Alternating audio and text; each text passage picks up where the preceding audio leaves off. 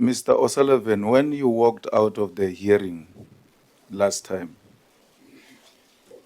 that was you feeling very superior and looking very down at us and thinking you are more powerful than all of us. Am I correct to put that statement? No, that's not correct. But what was going on? I mean, if the chairperson is sitting there, we are here, why would you just feel this power that you don't have over Parliament and just walk out? I'm afraid it's a misinterpretation on your part. It may look that way, unfortunately, and it's it's very unfortunate. My health isn't good, and I'm already now starting to feel quite a bit of pain sitting here. Honorable, And I really don't think. Mr. O'Sullivan, can we reserve that question for our later session, like I requested?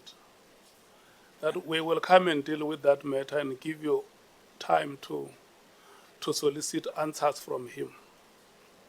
Yeah. If you can please now ask him, are you fine? You can proceed. So when you were saying to Honorable Skosana, go and pay your debt, and so on and so forth, in the precinct of Parliament, you are continuing with your style of silencing people, intimidating people.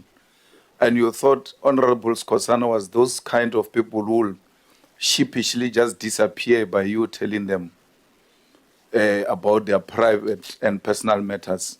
Because I think that's how you got your influence in society and in the law enforcement, where you come across personal information about people and you use it to silence them. And that fits very well into the narrative that you have become this bully in the country where you do as you wish, and you wanted to do that with Honorable Skosana. By extension, all of us sitting here.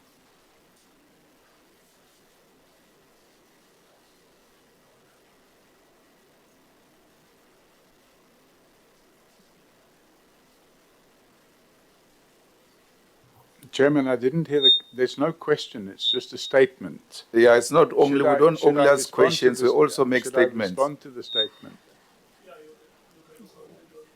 Okay. You know, Chairman, when I left last week,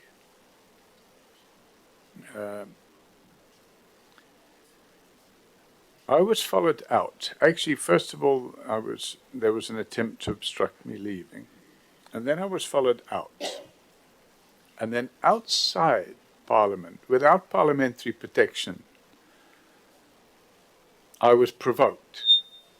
I don't know what's all that squeaky noise. Outside Parliament, I was provoked. A statement was made in front of the glare of the media. He's a spy, he's running away. Look at that spy, he's running away. And I pointed out to him, very simply, I said, you're not in Parliament now. You don't I don't know what's this squeaky noise. I said, you're not in Parliament now. You don't have the protection of Parliament. It'd be better if you just go and settle your debt with the bank. And that was it. That's all I said.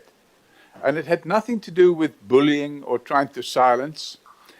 If the member had not have been insulting me outside Parliament, I would have not said anything at all. But unfortunately, by that stage, I had heard enough insults.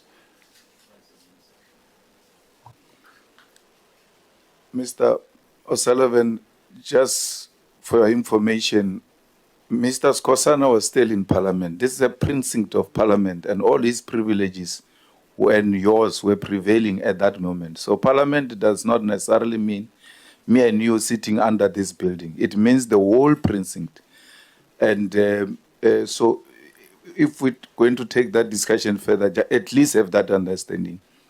But I want to ask a different question.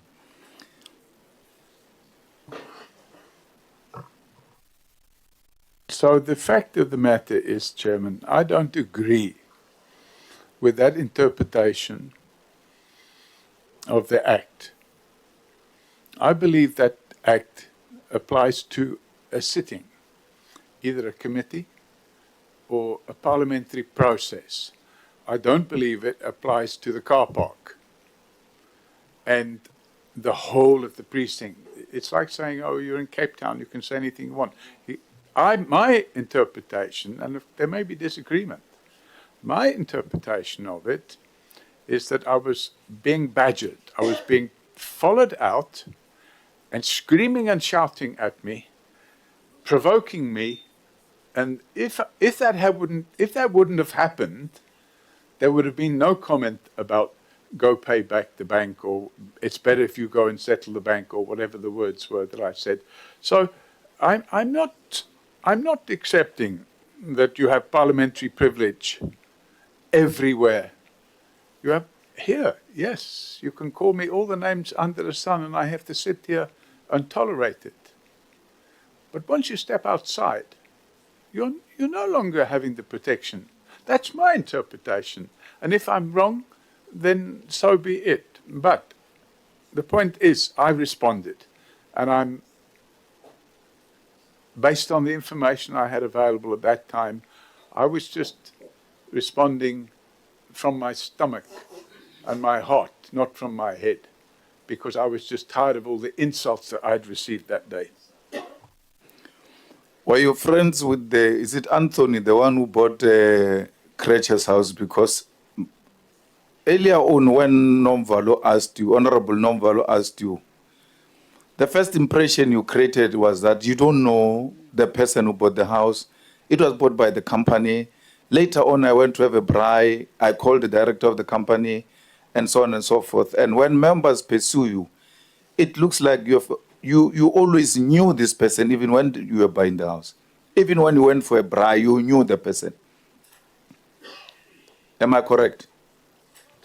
Yeah, so it's a timing issue because the house was sold, and the person that bought that, when I say the house was sold, the person that bought the house, I can't even remember his name. So actually, as far as Anthony is concerned, I bid at the auction, and I had him on a telephone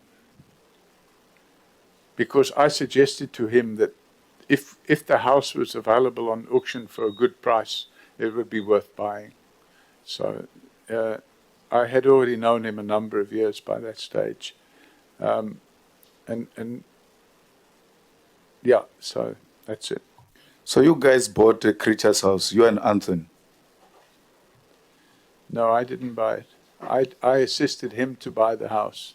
But you are partners? Not on that business. No, or not on the company that bought the house? That is correct.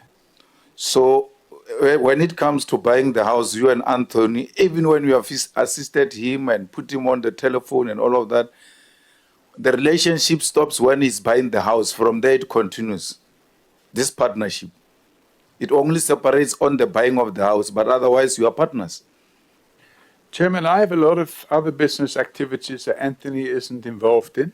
He has a lot of business activities that I'm not involved in. And we have some business activities which we are both partners in. That's how it works out there. But I was not the partner on that. I just merely assisted him by going to the auction and bidding. And you know by principle that the complainant can never be an investigator on his own matter. That you know. You can't say there is nothing that stops the complainant to be an investigator. From a simple principle of law, you cannot be a complainant and investigator in your own matter. Which act are we referring to? No, I'm saying a principle. The generally accepted principle is that you can't be a complainant, an investigator, and a judge in your own matter. Well, you certainly can't be investigator and judge, that's for sure, because that would be a distinct conflict of interest. But the reality of the situation is that you can be a complainant and investigator, provided you have no conflict of interest. Now, for example, if Forensics for Justice set up investigations into state-sponsored corruption, we're not a victim of that crime. The whole of the country are victims of those crimes. What we are doing is we are investigating those crimes for the sole purpose of bringing that case to a point where the corrupt individuals can be prosecuted. We don't go out there to fabricate any cases. All that evidence has to stand the test of time in a court of law. We sit with the prosecutors, we sit with the police, and where there's under-resourcing of the police and the prosecutors, we help them fill that gap by providing the specialized skills that we have, so that, for example, the matter can be brought to trial. And if you look at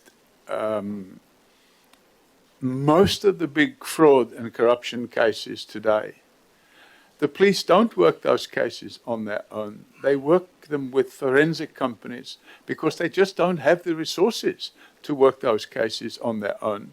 So you end up with firms like Ernst & Young or PwC. Some law firms have their own investigation teams like Weber Wenzel, Bowman's. And those teams work together with the police. We do exactly the same. We work together with the police.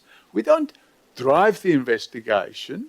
We assist the investigation. And I think that's the most important thing to understand. If the police had to do these investigations on their own, they'd never get out of the starting blocks because they just don't have the resources. So what happens is, and there's a balancing act, with Forensics for Justice, I fund those investigations because I believe it helps make the country a better country.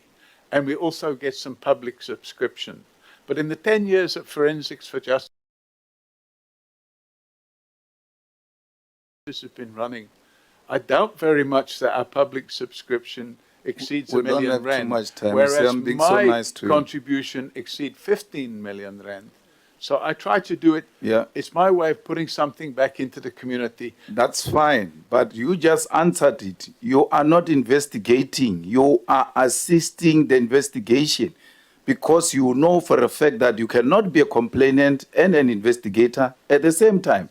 So, for instance, if I were to complain about a criminal who ran away from Parliament and I open a case against that criminal and the police say, we can't see that criminal, here is the criminal at the airport.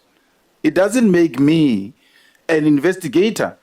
I'm just helping police who are saying, we can't see, we have been looking around and we can't find this person. I'm like, in the same matter where I'm a complainant, the person I'm complaining at said he's going to the airport, is probably at the airport, he's rushing for a flight. We don't know why he's rushing for a flight when he's got a private jet.